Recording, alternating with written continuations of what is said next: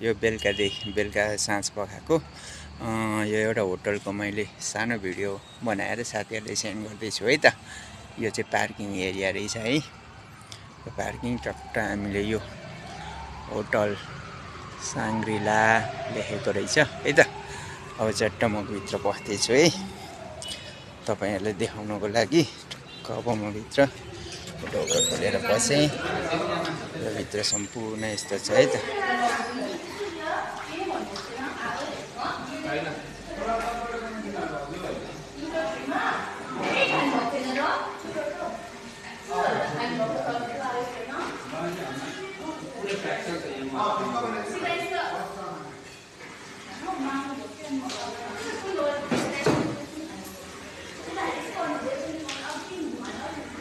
यस्तो चाहिँ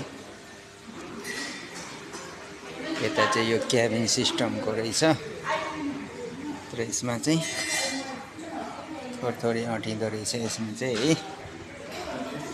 क्याबिन सिस्टमको रहेछ। अनि यहाँनिर उ रहेछ है त स्टेज प्रोग्राम गर्ने जस्तो रहेछ। यो चाहिँ स्टेज जस्तो रहेछ है टक्क। अनि यता भित्र रहेछ है त यो साइडको टक्क। यहाँ चाहिँ डाइनिङ टेबल जस्तो गोलो चाहिँ हैन है, तर यस्तो लामो खालको यस्तो बस्ने रहेछ। यहाँ बस्ने लामो खालको यसरी। अनि यो एउटै उसभित्र करिब 20-25 जना मान्छे चाहिँ यो भित्र नै एडजस्ट हुने रहेछ है त। दुईतिर बस्ने टक्क बीचमा टेबल। अन्त यसरी लामो रहेछ है त। यसरी टक्क भनेपछि दुईटा टेबल, दुईटा दायाँ बायाँ बस्ने।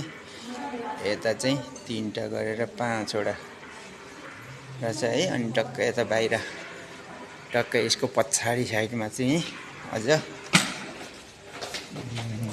रहेछ है त।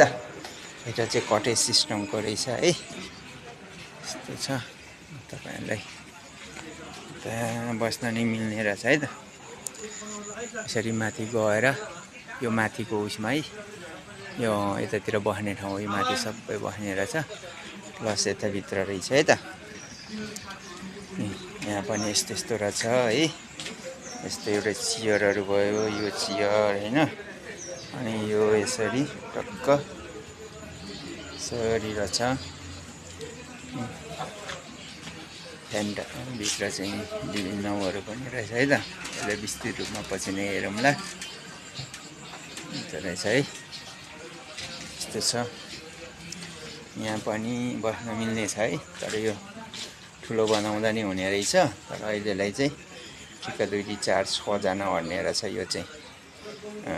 यो यसरी यसलाई बढाउन मिल्ने नि रहेछ यता पनि। तर भित्रै हामीले इनफ छ। यसरी वरिपरि यो चाहिँ रहेछ है त। यसरी जुन बस्नु पनि बस्नु मिल्ने माथि है त। यो चाहिँ बेलुका पख भएको हुनाले है टक्क यसरी माथि जाने नि रहेछ। बाटो देखाल्नु भयो। यो माथि नि छ है त।